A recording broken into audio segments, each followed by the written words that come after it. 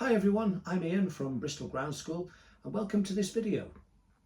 Now, many of you studying for your ATPL exams will hope to fly for an airline in the future.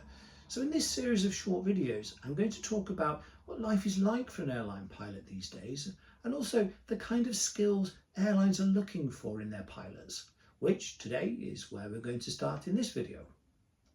Aircraft have become more reliable over the last few decades with more robust components, plenty of system redundancy.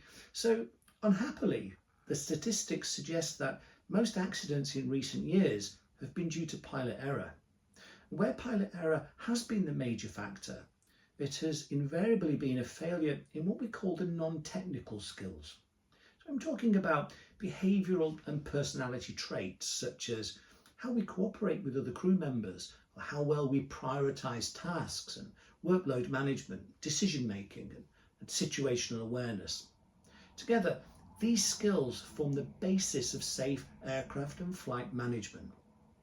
Now, as far back as the 1970s, airlines realised that shortcomings in one or more of these characteristics had led to a number of aviation accidents.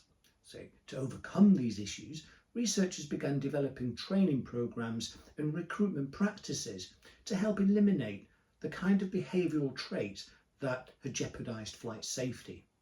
And here we're talking about, for example, authoritative captains who were always right and wouldn't listen to others, crews who didn't task share during emergency situations, with both pilots heads down problem solving, neither actually flying the plane, or at least monitoring what the airplane was doing.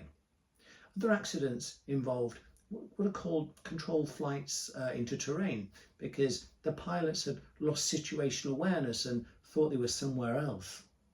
These accidents can happen when pilots follow the wrong radio navigation aid or fail to brief each other effectively or at all on how they intend to fly the approach, and so on. So these behavioural characteristics are critical to the safe operation of the flight.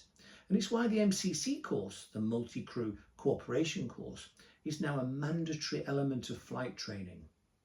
This is usually the last course you undergo before joining an airline and consists of both classroom and simulator training.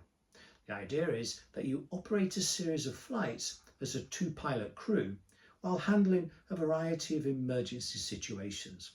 A well-constructed course will not only give you effective non-tech skills training, but also give you a realistic insight into the way an airline crew operate. In fact, you'll find yourself employing these skills learned on your MCC course when you undertake an airline type rating course.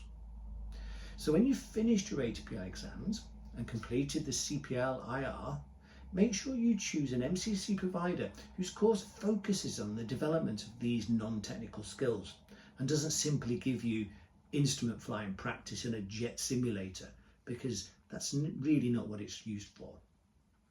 Now, these days, most course providers offer the APS MCC, and this should include handling practice and perhaps raw data flying, but it needs to be additional to the non-tech skills that I've been talking about. So, whilst it's true that non-technical skills have been contributory factors in many aviation accidents, it is equally true that the diligent application of these very same skills is what allows tens of thousands of flights every day all over the world to be completed safely. And that's why they form a vital part of your training. So that's it for this video. Thanks for watching, and check back soon for more.